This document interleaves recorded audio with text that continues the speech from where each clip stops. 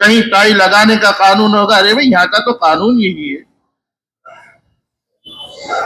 کہیں کسی چیز کا قانون ہوگا تو وہاں ایسے ہی جائے گا، لیکن اللہ کے گھر کے قانون کو بھول کر منمانی کرتا ہے آدمی. سنت طریقہ ہے کہ نماز کو نماز کے طریقے سے پڑھو، کپڑے پاک صاف ہوں. ایسا نہ ہو کہ کوئی حبشی کام کر رہا تھا اٹھ کر ایسے آ گیا نماز کے لیے. نہیں، اللہ کے دربار میں آ رہے ٹوپی لگا کر نماز پڑھو. ٹوپی اوڑھ کر نماز پڑھنا سنت کے موافق ہے، اور ٹوپی کے بغیر نماز پڑھنا خلاف سنت ہے. آج آدمی ان چیزوں کو معمولی سمجھ رہا ہے.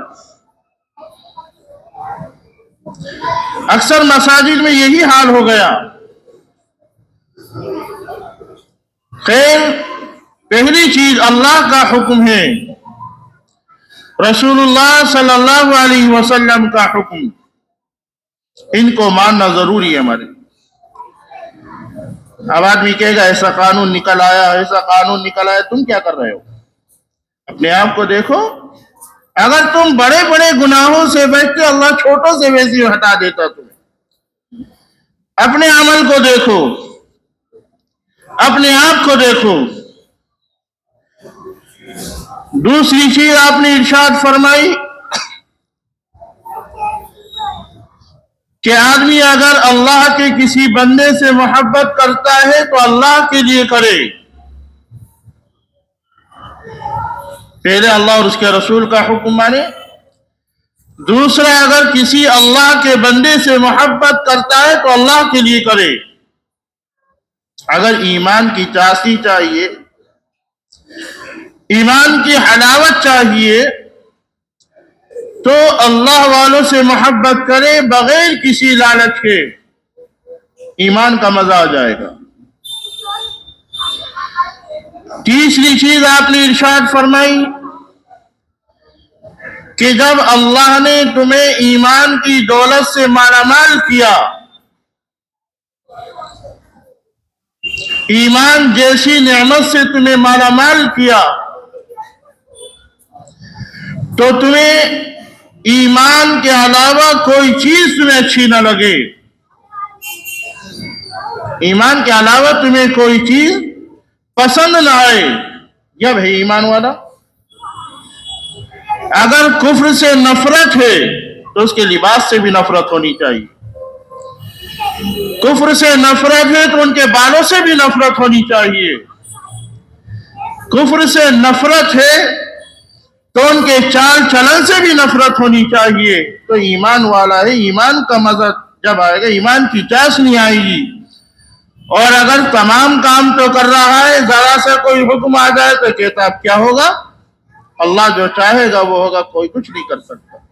اللہ کا قانون ہے،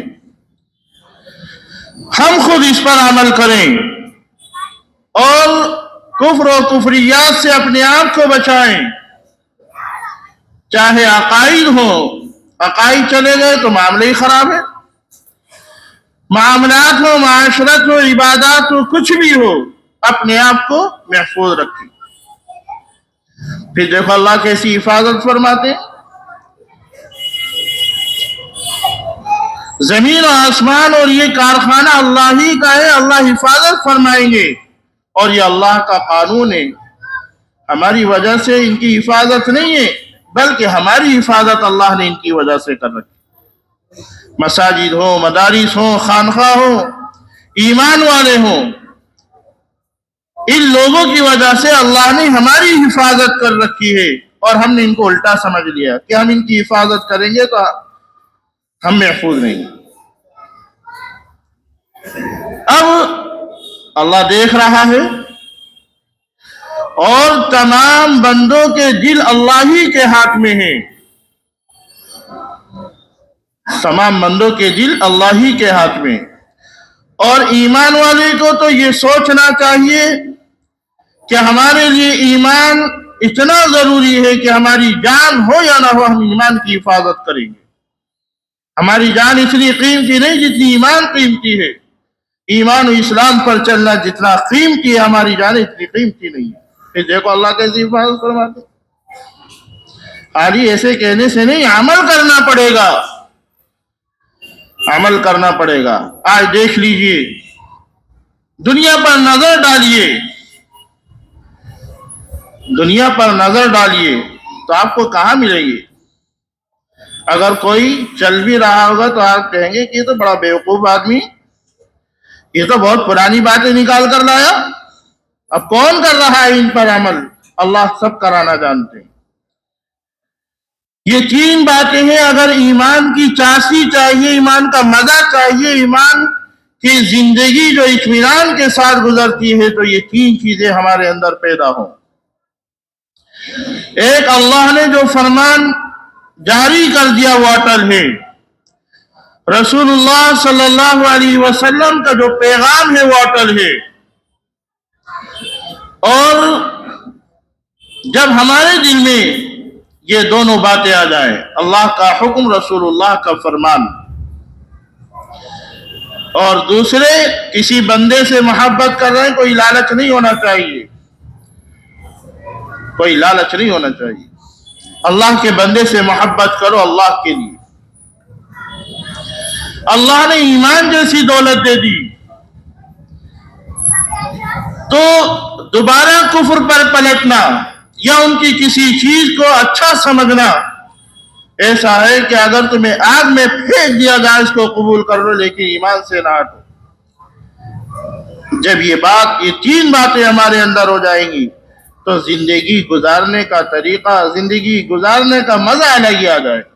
یہ تین باتیں اللہ کے رسول صلی اللہ علیہ وسلم نے ارشاد فرمائی. اللہ تعالیٰ مجھے بھی، آپ کو بھی، تمام امت مسلمہ کو آپ کے اس فرمان پر عمل کرنے کی توفیق عطا فرمائے. وآخر دعوانا الحمدللہ رب العالمین.